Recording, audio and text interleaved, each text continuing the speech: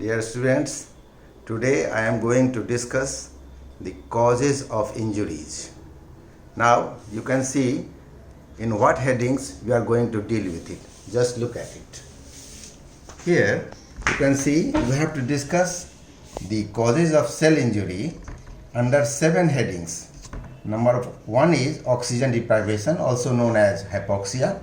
Second one is physical agents which produce the cell injury, chemical agents producing cell injury, infectious agents producing cell injury, nutritional imbalances that may produce cell injury, immunological reactions and genetic derangements.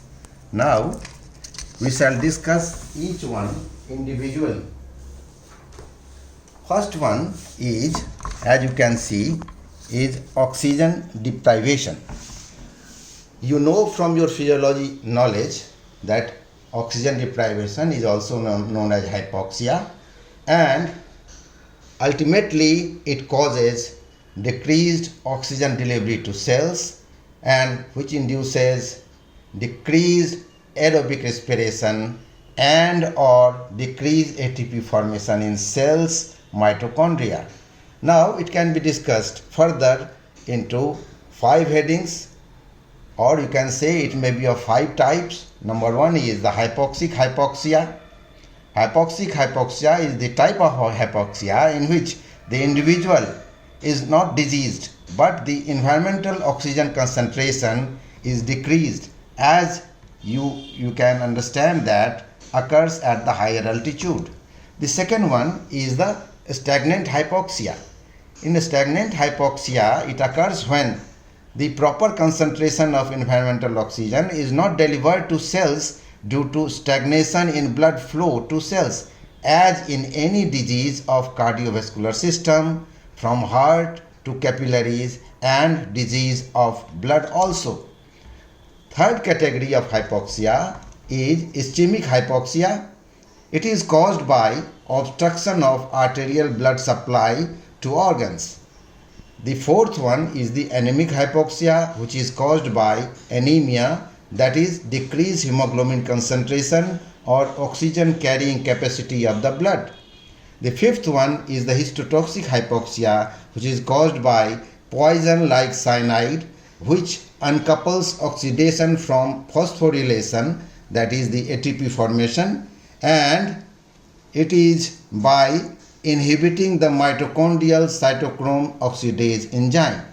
Now we shall switch over to the second category of cause of cell injury, and that is caused by the physical agents. The injuries caused by physical agents may be further divided into 5 categories. Number 1 is the mechanical trauma. Number 2 is the thermal injury. Number 3 is pressure injury. Number 4 is electrical injury. Number 5 is radiation injury. We shall discuss first mechanical injury. The mechanical injury which produces cell injury, mechanical trauma which produces cell injury, ranges from minor injuries to major automobile accident, and it may include different types of the injury of the cell or body, which you will study in your forensic medicine classes. I will just introduce briefly them. They are abrasion, bruise, also known as contusion, laceration, incised wounds, punctured wounds, gunshot wounds, or firearm injury. Now, next is the thermal injury. Next category we are going to discuss is the thermal injury, and thermal injury is caused by change in temperature, and it is dealt in 3 categories: thermal burn, hyperthermia and hypothermia. Thermal burn is caused by exposure to excessive heat. It may be of 4 degrees. That means the burn of the body has been categorized into 4 degrees. First degree burn, also known as superficial burn, involves only epidermis of the skin. The second degree burn, also known as partial thickness burn, involves the dermis of skin. Third degree burn, also known as the full thickness burn, involves the subcutaneous tissues of the skin. and the fourth degree burn involves muscle also. The second variety of the thermal injury is the hyperthermia. It is caused by prolonged exposure to increased ambient temperature, and it may cause further four variety of the injuries or conditions known as heat cramps, heat exhaustion, heat stroke, and malignant hyperthermia. The heat cramps are the cramps in voluntary muscles due to excess electrolyte loss in sweating. The heat exhaustion is sudden brief cardiovascular collapse and prostration due to decreased blood volume caused by profuse sweating, and it is followed by spontaneous establishment of cardiovascular equilibrium and by compensation of hypovolemia. The third category you can see is the heat stroke.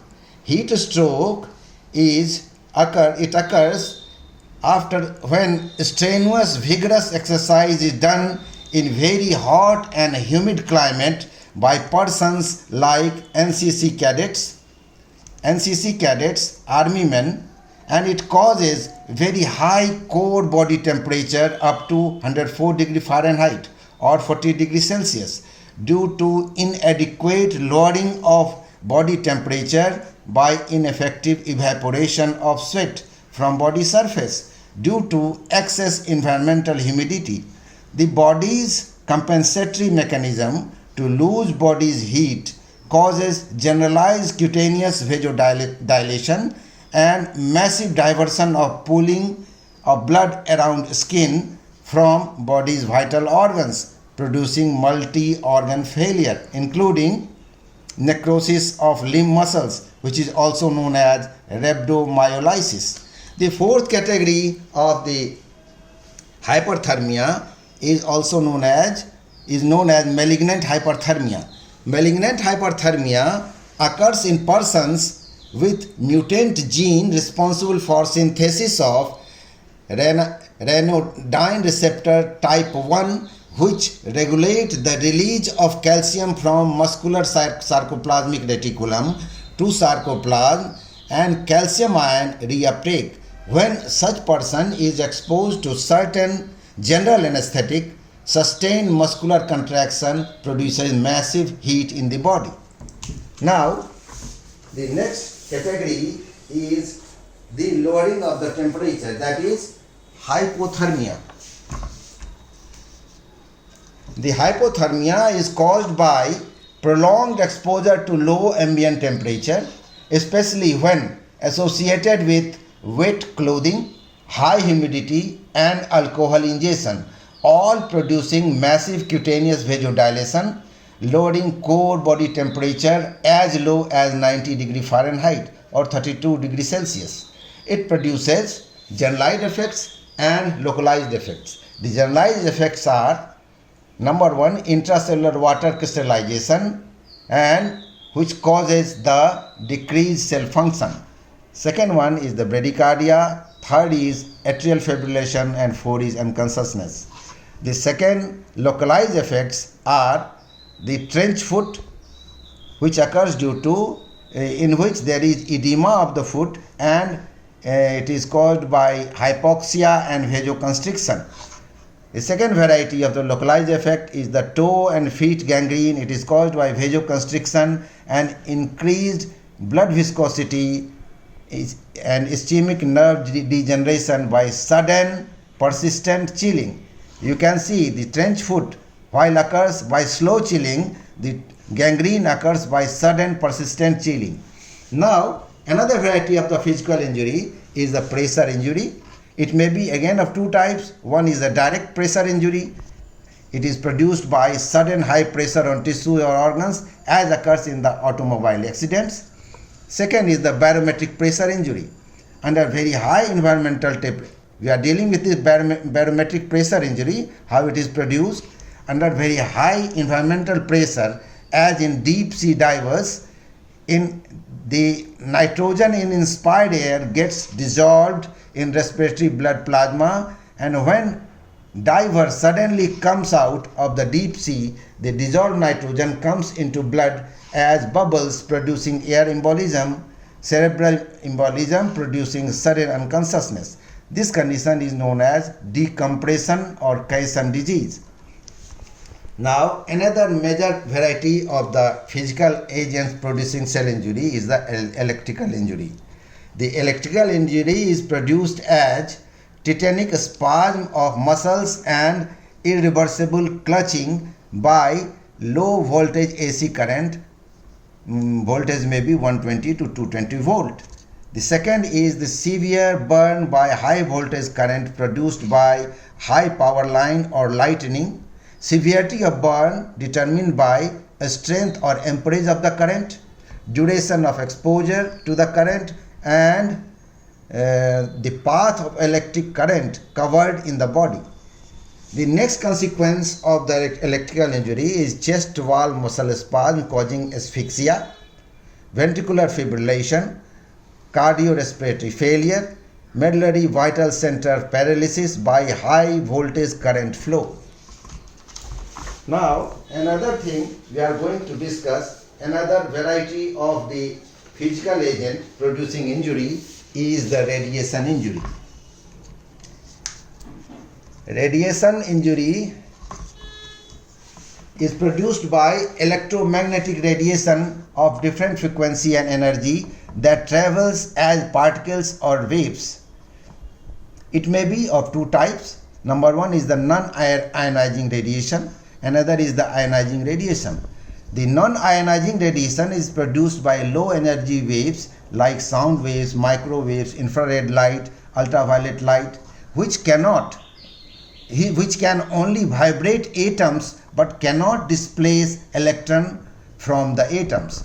While the ionizing radiation produces injury, this radiation is produced by high energy waves like X-rays, gamma rays, beta particles, which is essentially electron, alpha particle, which is combination of two protons and two neutrons, and high energy neutrons.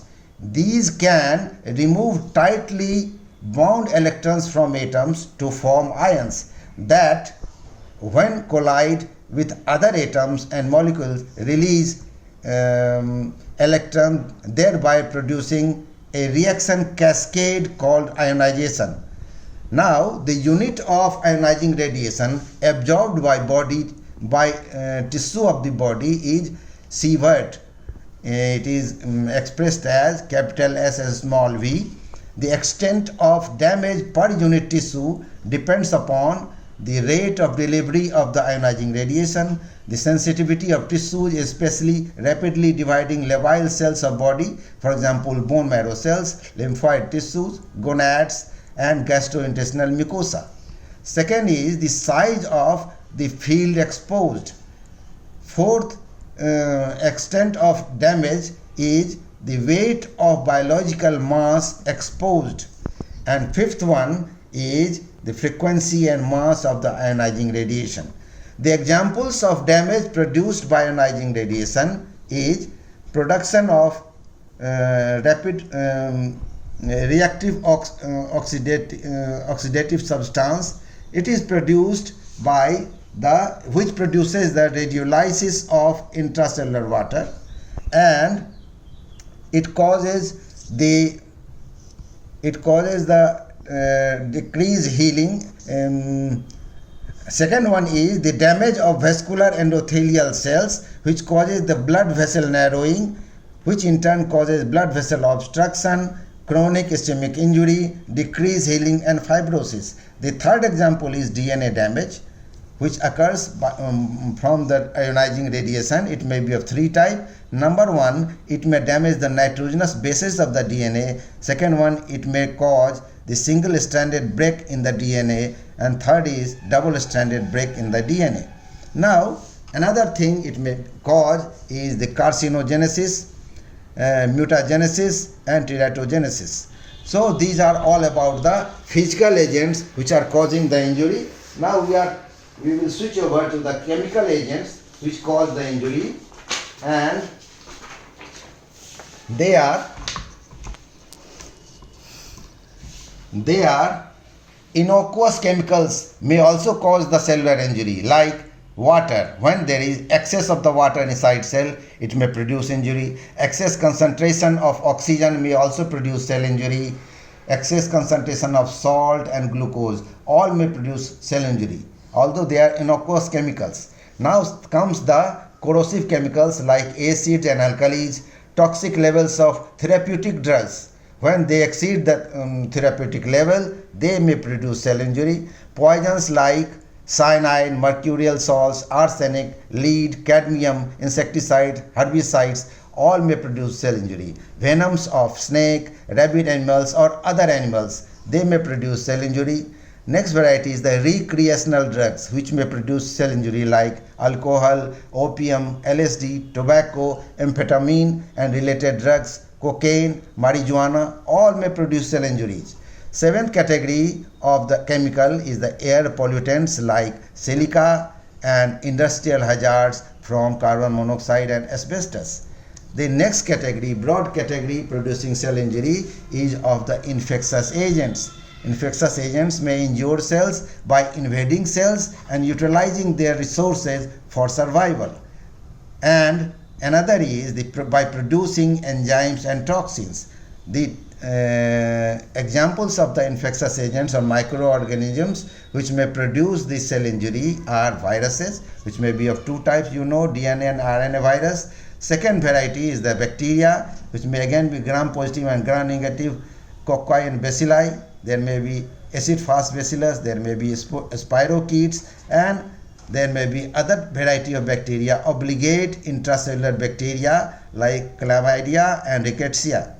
Next variety is the parasites, which may again be protozoan and metazoan, and fungi, which may be yeast, molds or dimorphic fungi.